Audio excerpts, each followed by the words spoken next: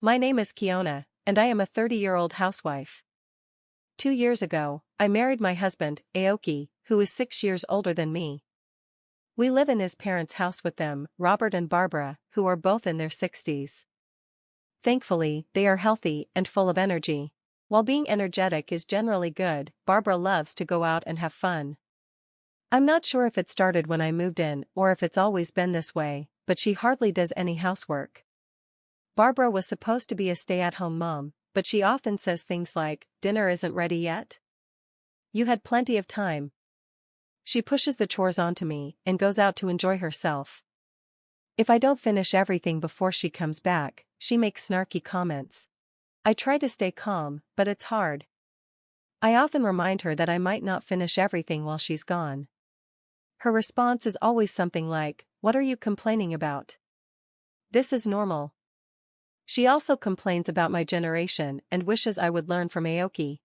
If it were just the snide remarks, I could handle it, but Barbara constantly brags about Aoki, especially since he works for a big company. She often says things like, "Aoki works so hard, but his wife is a failure." My husband doesn't stand up for me during these conversations.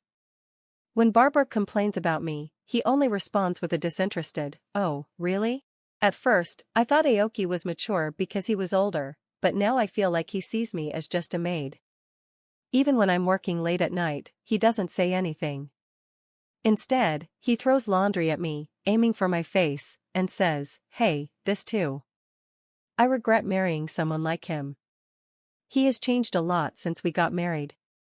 For our first anniversary, he bought a cake but then threw a pie in my face while laughing. It's hard to believe he's 36 years old.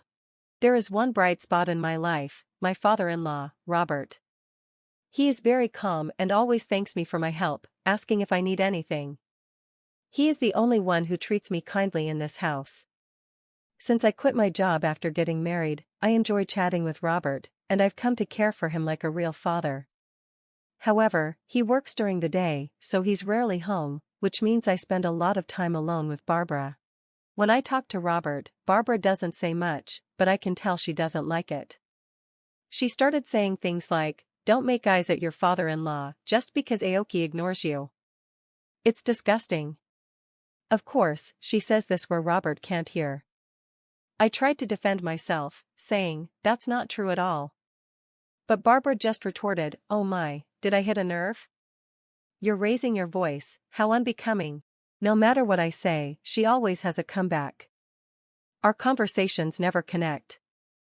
I talked to Aoki about this, hoping he would understand that Barbara is just imagining things. Instead, he laughed and said, "So, you're even into men over 60? You're really open-minded." I realized it was hopeless to expect him to help with the housework or stop Barbara's bullying, but I never thought he would say something like that. It was a huge shock. I started feeling like I didn't belong in the house. One summer day, Barbara said, "I'm thinking of going on a family trip when Aoki gets his summer vacation." I thought, here she goes again, always wanting to go out. But then she surprised me by saying, "You're coming too, right, Keona?" I didn't expect to be invited. I thought they would go without me. When I asked if I wanted to go, I didn't say no, but I felt suspicious. I wondered why Barbara wanted me to join. I was worried about what she might say if I refused. That night, Aoki asked me again, "You're going on the trip, right?" I replied, "Yeah, I was invited." When I said that, Aoki burst out laughing for some reason. I asked, "What's so funny?" He just said, "Nothing really." This made me feel uneasy, and my anxiety grew. On the day of the trip, we set out, with Aoki driving. Robert would join us later because of work, so it was just me, Aoki, and Barbara in the car.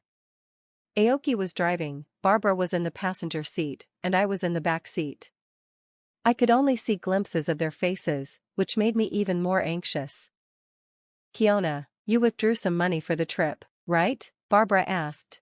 I said, "Yes, a few $100s. Barbara seemed to smirk when she heard this. As we drove, I noticed we had passed the inn where we were supposed to stay. "Didn't we just pass the inn?" I asked. "There's a tourist spot nearby. We'll check in after we see it," Aoki answered, half smiling. It was clear he was hiding something strange. As we drove further from the inn, the area became greener. I sighed quietly, hoping they didn't hear me. Finally, we arrived at a dam. To be honest, it wasn't a big dam, and there weren't many people around. It was far from a tourist spot. "Come on, let's get out of the car," Barbara urged.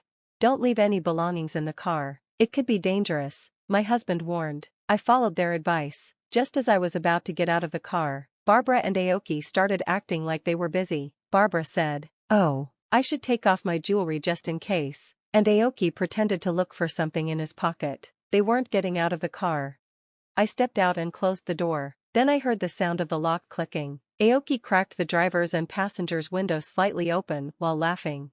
"What are you doing getting out here? Are you planning to stay here tonight?" he asked, laughing uproariously. I was furious with Barbara but tried to stay calm. "What do you mean?" I asked. "You got out on your own, didn't you?" My husband laughed so hard he was holding his stomach. I realized my wallet and cell phone were still in the car. Everything was going according to Barbara and Aoki's plan. "Well, Keona, enjoy yourself," Barbara said with a smirk. "Eat some grass and sleep outside." Aoki held my wallet, flipping through it, and then closed the window. Their laughter faded as they drove away. "Well, they're a handful, and it's hot," I muttered. It was the height of summer, and I was at risk of dehydration, but I didn't panic at all. An hour later, I arrived at the lobby of the inn where we were supposed to stay. "Why are you here?" my husband asked, shocked. "Are you a ghost? Did something happen at the dam?" Barbara looked like she was about to faint. I considered pretending to be a ghost but decided against it. "I'm not a ghost, and I'm staying here tonight," I said, showing them the key to my room. I had already left my luggage in the room. My husband couldn't understand the situation and was losing his cool. He thought I had taken the key to their room without permission. "What are you doing? Give it back," he yelled, trying to snatch the key from me roughly. At that moment, a man appeared and grabbed my husband's hand. "Sir, please refrain from causing a disturbance here," the man said. He looked to be about the same age as Robert but had a sturdy build and was taller, making him seem more reliable than my slightly overweight husband. "Who are you? Are you staff here? Do you think it's okay to treat a guest like this?" Aoki shouted. "I will sue you for assault." Barbara joined in, yelling at the man who had intervened. "I apologize for not introducing myself earlier. I am the owner of this inn," the man said politely. When my husband heard that, he quickly withdrew his hand.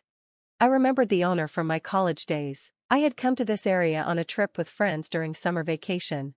I remembered that it was really hot that day. We didn't have much money, so we were walking to our accommodation, complaining about the heat. None of us, including me, were good at reading maps, so we got lost and ended up in a place with very few people. There, we found a girl collapsed on the side of the road. That girl was Mary, the owner's daughter. We quickly called an ambulance and took care of her until it arrived. The next day, the owner came to the small inn where we were staying. He thanked us profusely, saying, "You saved my daughter's life. Thank you so much." He also invited us to come back anytime, saying we wouldn't have to pay. Since then, my family and I have visited the inn several times. That's why I knew the owner. The owner who was reprimanding my husband and Barbara was polite, but I could tell he was very angry. In fact, both he and I were aware of Barbara and my husband's low-level plan from the beginning. I noticed something was off when they invited me on the trip, so I set up a voice recorder in the living room. I recorded their conversations while I was taking a bath or doing laundry, and their plan was revealed. "How about we leave Keona somewhere? That would be hilarious." "Oh, how about here? There's a gym about an hour's drive from the inn," I heard them say. I was shocked. I immediately called the inn and spoke to the owner, telling him everything that was happening and what they planned for the future. The owner was furious. He remembered how his daughter had collapsed in the heat, so he was even more upset. The owner arranged for my pickup after my husband and Barbara drove away. He had me ride in the inn's shuttle. By the way, the driver was Mary from that time. "I got my license. Let's go for a drive," she said excitedly. "We're driving right now," I replied. We chatted happily and even bought some local specialty ice cream on the way. We arrived at the inn several minutes earlier than my husband and Barbara. "You mentioned suing earlier," the owner said, looking at Barbara sternly. "Yes, I did. It's outrageous to be accused of this," Barbara replied. "I'm sorry, but you're not our guests," the owner said firmly. "What? Don't mess with us," my husband and Barbara shouted angrily. "Your and your mother's reservations have been cancelled." I added. Who do you think you are? My husband asked. About to lose his temper again, the owner restrained him and said, Keona did nothing wrong. We, the inn, cancelled your reservations. If you left a woman alone at the dam in the mountains after stealing her wallet, wouldn't you be the perpetrators of a crime? We can't allow such people to stay here. We also called the police. At this, my husband and Barbara became even more furious. What are you talking about? This is no joke. Don't you think you can get away with this? I work at our company, my husband shouted. Just then, Robert arrived. Hey, what's going on here? He sensed the tense atmosphere and looked around. What's happening? These inn people are weird. Let's stay somewhere else. They're incredibly rude, Barbara and my husband complained. Instead of listening to them, Robert asked me and the owner about the situation. When he heard what had happened, he became furious. You idiots. This was the first time I had seen Robert yell. How embarrassing. I can't believe we're from the same family. You two need to get out of here, now. Where to? My husband asked with a wry smile, but Robert was firm. You're disowned. Get out. No, don't make me say it again. Robert pushed my husband away. Then, the police really did show up, and my husband and Barbara turned pale. The owner and I explained the situation to the officer. I even played back the recorded conversation for them. My husband and Barbara started crying, but Robert quickly said, Quiet down, you're disturbing the inn. The officer asked, What's going on? It's not like that. We didn't think it would be such a big deal. It was just a prank, my husband and Barbara pleaded. But the officer's expression changed. A prank? Are you serious? Don't you think your little pride could cost someone their life, especially your own wife? Barbara and my husband were scolded harshly, but they weren't arrested because it was a family dispute. They both looked very pale. Before they left, the officer warned them, This isn't over. Keona's feelings will determine your future. After that, Robert seemed apologetic the whole time. He kept saying, I'm really, really sorry. I can't apologize enough for not noticing the unpleasant experiences you've been having and for the terrible ordeal today. He also apologized deeply to the owner of the inn, saying, I'm sorry for causing this trouble, especially since you've always been so kind to us. What Robert didn't know was that the owner ran several other companies and was a client of Robert's workplace. Ironically, my husband had boasted about working for a big company without realizing that he was causing trouble with someone important.